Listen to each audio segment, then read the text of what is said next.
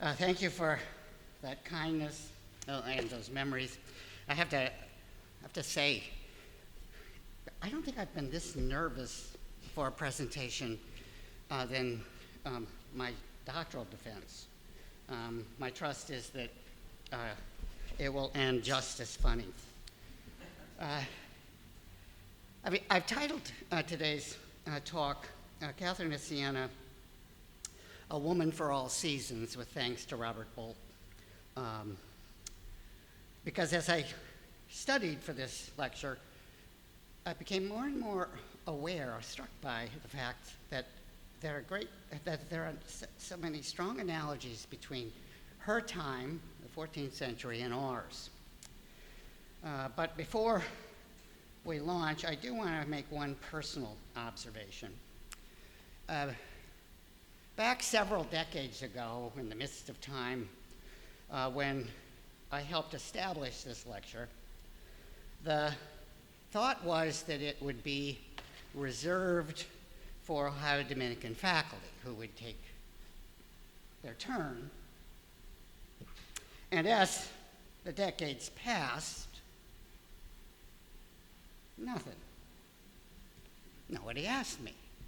And I'm thinking, So I'm reminded of the story of Sir Alfred Hitchcock upon his being knighted by the Queen.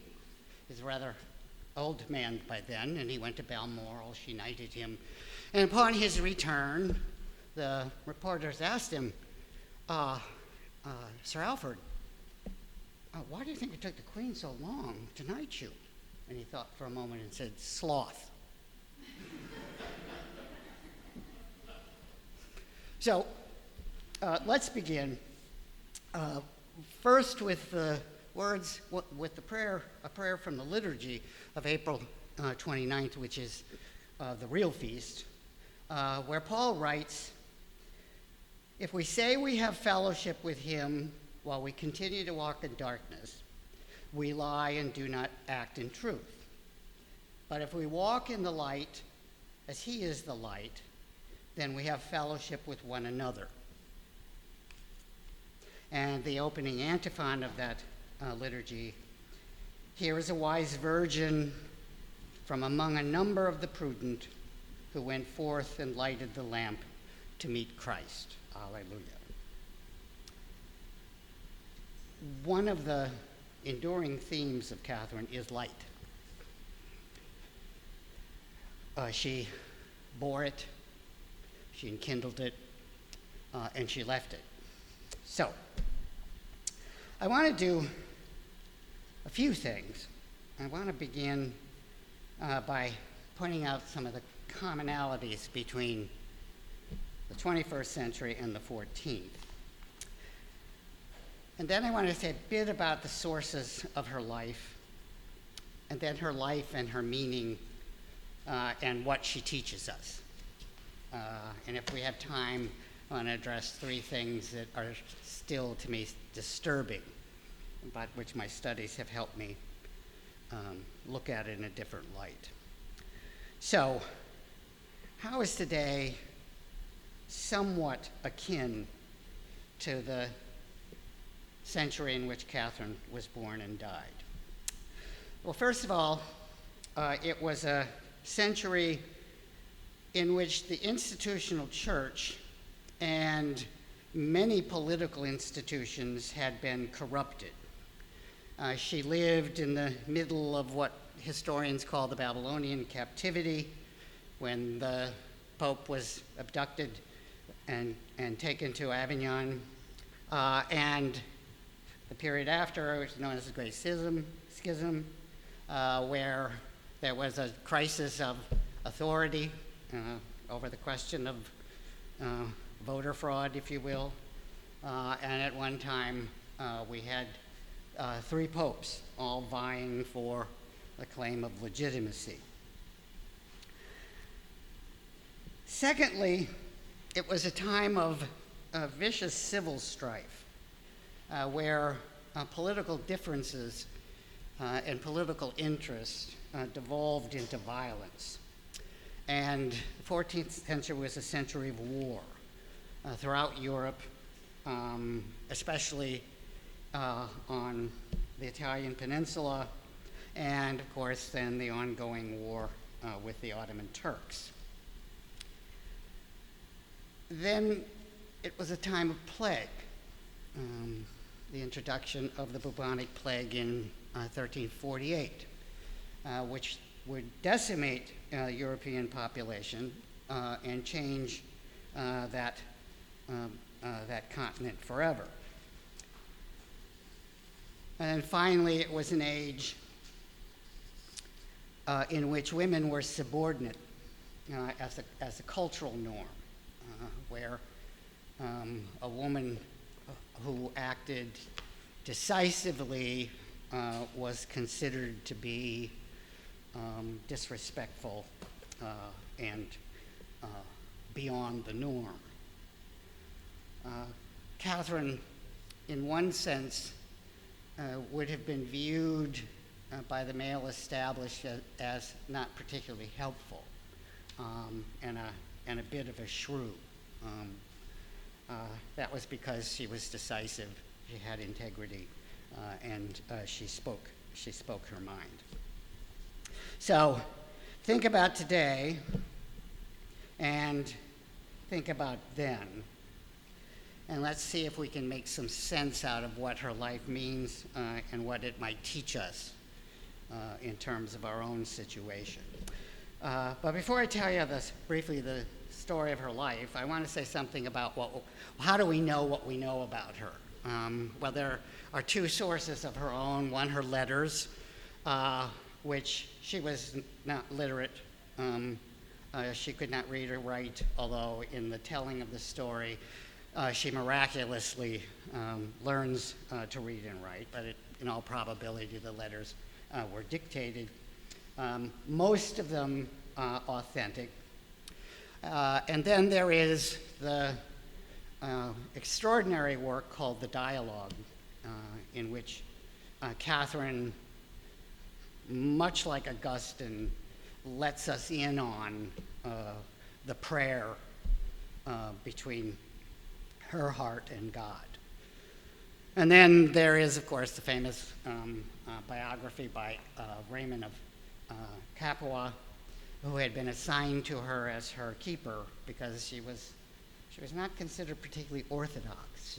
She was suspect. She, of course, made him into one of her best friends, which is always the mark of sanctity. And we have, in addition to these, which I would consider primary, a set of legends. And I want to say something about the tradition of legenda and its authenticity. A legend is a truth caught in a time warp. And to try to understand of it, you think in your own lives of someone you love, someone you have loved, who you want to recall, especially those who have gone beyond. You do it by telling stories. You don't give verbatim transcripts. When you say, well, Grandma used to say, you're not appealing to a text. You're evoking what she meant to you. You have keepsakes, a scarf, a perfume bottle, a picture. And when you bring them out, she is present to you. The 14th century knew those as relics. That's how the presence was made obvious. And that legends and relics fall into abuse and superstition does not, in any sense, diminish their reliability. So I think we have a fairly good look into this woman, and that's why we want to pay attention to her. Not only because this is a Dominican place, but because she has something to say to our world. So briefly to her life. It was a short life, 1347 to 1380, and in some measures, particularly by contemporary measures, us today, she was a failure. That all her work essentially came to naught. Failure is a relative term. So she was born the year before the bubonic plague broke out in Europe in 1347 into a family of 25. Many of her siblings did not survive to adulthood, but having grown up in a family of 10, I understand the confusion that her home life must have entailed. And I certainly appreciate her need to have her own room. Right? So, having been born to a merchant father, she was not poor. She's a member of that new class. But as a young child, she isolated herself and entered into a period of intense contemplative prayer. She cut herself off. That's how she got her own room. And in that process, she came to know herself. And she came to know herself in that deep and abiding way. When you, for example, take the time to go to that place where there's no other voice but your own. When in listening to that voice, you hear another. That's the power of contemplation. And we don't do a good service to that term when we explain our motto as thinking about the truth. Contemplation is not just thinking, all right? It's a deep act of fundamental prayer. And what did she learn in that period of intense contemplation? What did she learn from these mystical experiences? The mystic is one who has an unmediated experience of something greater. She learned that she needed other people. She heard a voice tell her, you can't walk on one foot only, you need two. On 2 feet you walk, on 2 wings you fly. And that's when she discovered that she was called to move out of that room of contemplation and into the world. She became a Mantellata, a member of a lay group of women whose primary vocation was to serve the poor and to minister to the sick. And it's out of this group that she develops her familia, that tight group of friends who were with her for the rest of her life. She learned that God has made us in such a way that we must depend on others. So she had found her other foot. And she didn't just take a role. She became a vocal critic of both the church and the state. And she fell under suspicion. Her Dominican family itself brought her before chapter in Florence to examine her. And they could find nothing unorthodox in her words or in her beliefs. But they thought they should appoint Raymond of Capua as her keeper. He was to watch her, to make sure she didn't go off the rails. And as I said, the keeper would very quickly become a friend, and it will be, of course, his record of her life that we use as one of the primary sources. One of the greatest crimes that she was called out to address had to do with the corruption of the institutional church itself, not only in terms of its failure to minister to the gospel, but in terms of the Holy Father being somewhere else. And so she very vociferously argued for the return of the Pope to Rome. Finally, with success, she leads, according to the legend, Pope Gregory XI back to Rome. It will be upon his death then that the cardinals in Avignon decide they want to elect their own man, and so we end up with 2 popes and eventually 4, and Catherine's vision of a reformed church doesn't make it. She dies. She was known for her severe penitential practices.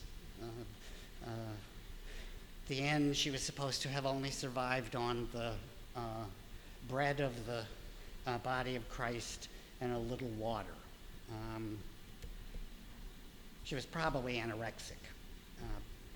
And so, as many people who've had to confront that awful disease know, it takes people from us. And so she died in Rome, and she's buried in Santa Maria sopra Minerva. You can go to see where her body lies.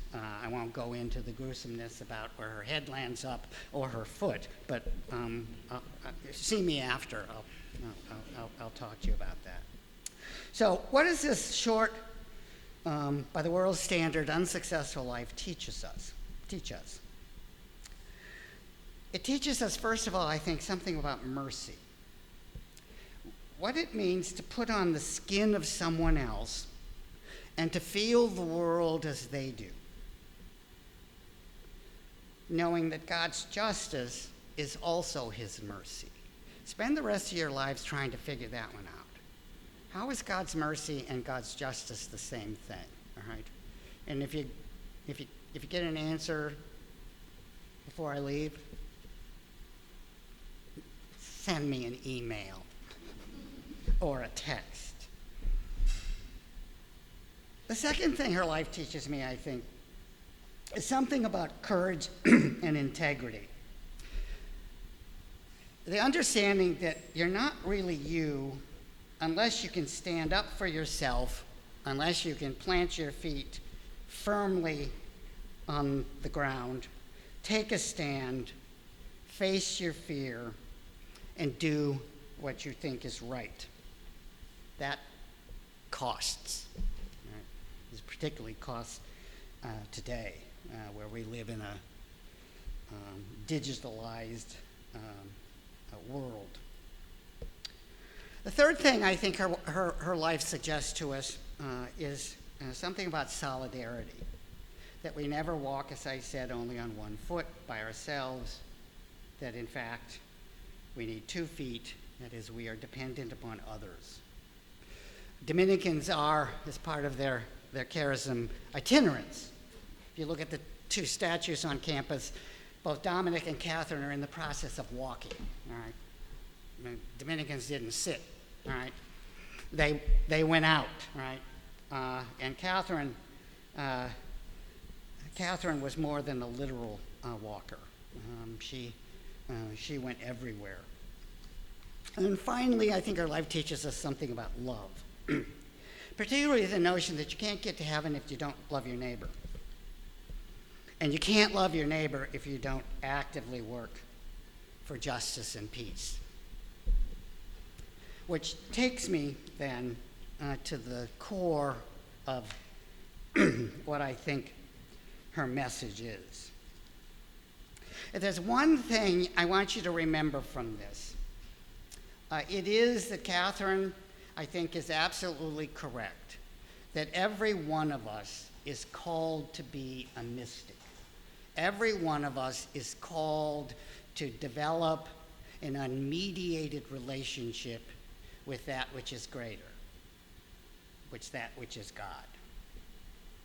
We're all called, as one of the first novels I read in high school about Catherine, to lay siege to heaven.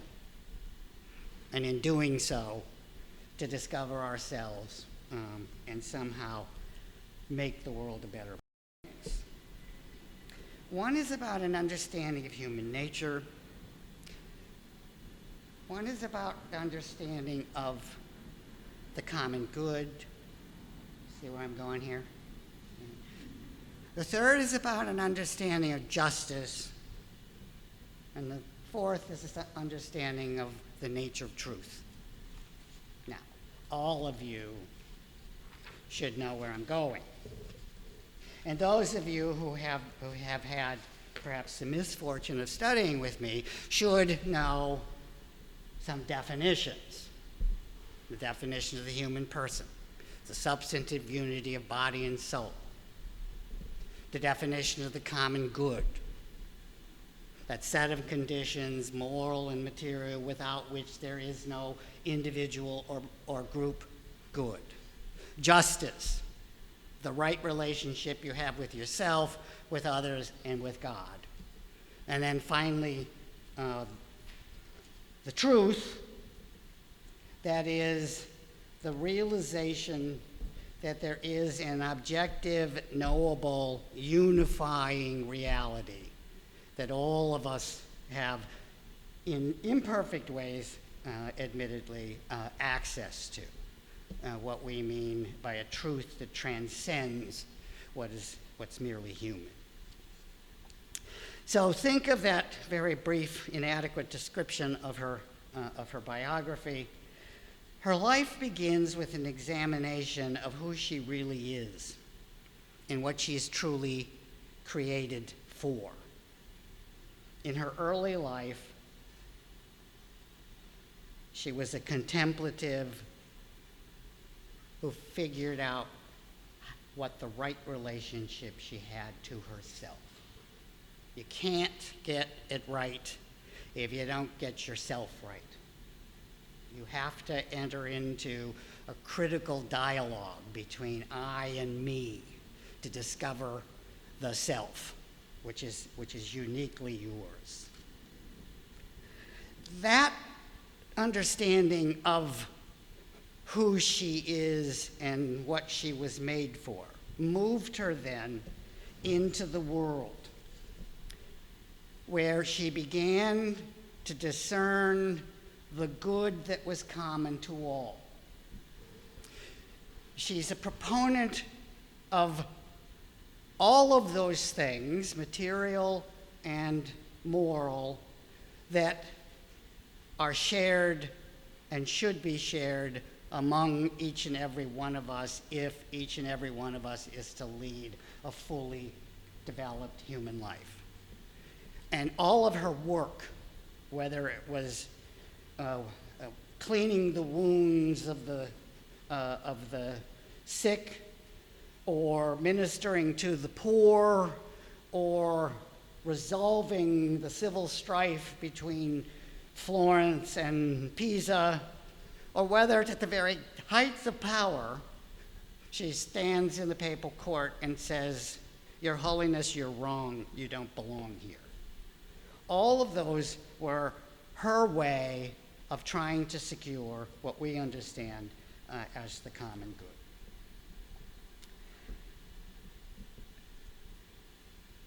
That discerning is predicated on her understanding of justice, the right relationship she has with herself, with others, and with God. Right? Now, one of the things, an argument I lost when we implemented the curriculum of core seminars is that I thought that the sophomore seminar should be about justice, so that the junior should be about the common good, because I can't get my head around the notion that you can talk about the common good before you talk about what's just, right? But as many times before, I've lost that, and I do it my way anyway.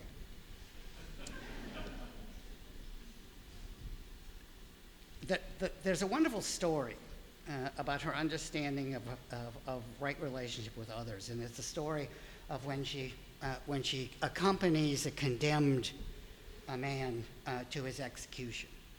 and stands close to him. And even in one telling, it holds his head while it is removed from his body. That to me is a stark image of her understanding what she owes this condemned criminal. I could go on with other aspects, but the point I want you to see here is that her understanding of what's right in the relationships we have with others is a predicate, just as the understanding of self is a predicate to this final right relationship, which is how do we stand in relationship to God? Because for Catherine and for Christians, God is everything. But before we can understand that, we have to take care of others, and we have to take care of ourselves. And how we do that is the metric of our final judgment of ourselves. So it's our commitment to, as Father said earlier, that gentle truth. The truth is never tyrannical. It's never oppressive. It's always gentle. It is easily trusted. It could not be just, or it could not be for everyone if it weren't. And that's one of the things that a lot of bad example by God-centered people belies. Sometimes I hear discussions of God and what God wills and what God will do, and I'm thinking to myself, I think I'm going to come up with an alternative. I don't want to do that. But Catherine knew that the truth was always human-friendly. So this understanding of herself, this self in relationship to others, and the justice and commonness that means in terms of God, is what I think she has to teach us today, and why I think she's important to us. She's not some 14th century mystic that it's okay to know about, but not really important. She is, in fact, a woman of our time. Now, I'm going pretty fast. I'm going to be done early. All right. I want to say some things about when you confront her, when you meet her. There are some things that, to the 21st century aesthetic, are off-putting. All right. And perhaps the most off-putting for me was what's known as her mystical marriage to Jesus when she's about 7.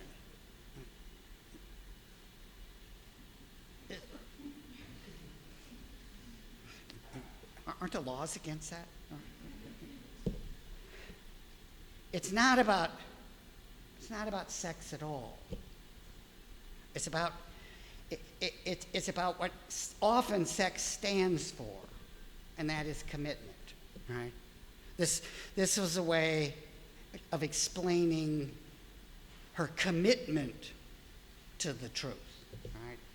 In the same way that when two people stand before the altar and promise fidelity, they're committing themselves to each other. The rest is purely incidental. All right, it's about the trust that we share with others, and so it's not about sex or sensuality or any of the things we often misunderstand to be connected to the notion of marriage or not, but rather is a statement about commitment.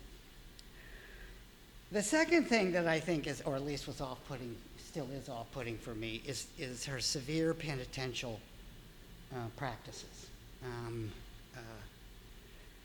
I can honestly say that I have never completed a successful Lent, right? No matter how much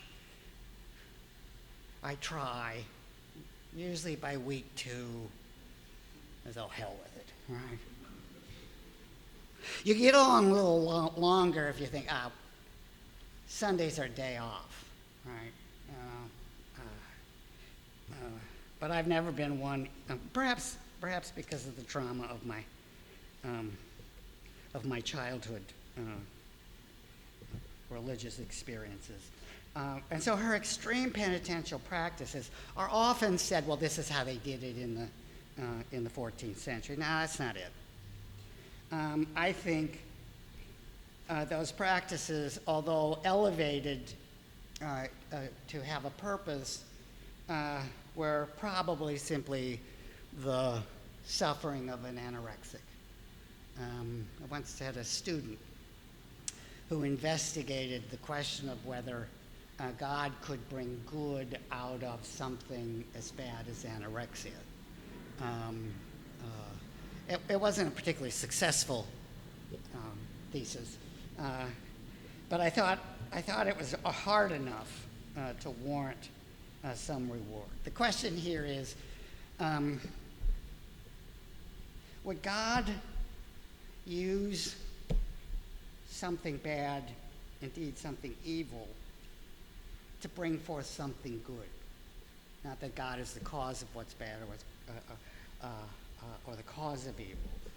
And of course, my answer is, well, if she wanted to, she could. And so I don't think you should be put off by the legends of her severe fasts and mortifications. Sure, that's the way it was done. I said I wasn't going to tell you this, but upon her death, her head is taken to Siena, where you can see it. It's up there on a post. And I took my sons there, and we showed them. And my wife and I agreed that we really need another aesthetic. All right, this is not working. All right. A friend of mine's mother, when she saw it, said, "Well, she looks pretty good." So you have to talk yourself through that. The third thing that bothered me about her life was her attitude towards Muslims and the Crusades. She was always calling for a crusade. Now, that can be understood as a ploy. If she could get the warring troops out of Europe somewhere else, right? But even that limps. But if you pay attention to the development of her life, I mean, she's not born whole. She's like the rest of us, a work in progress. And if you read carefully, one of the things you see is that she changed her mind.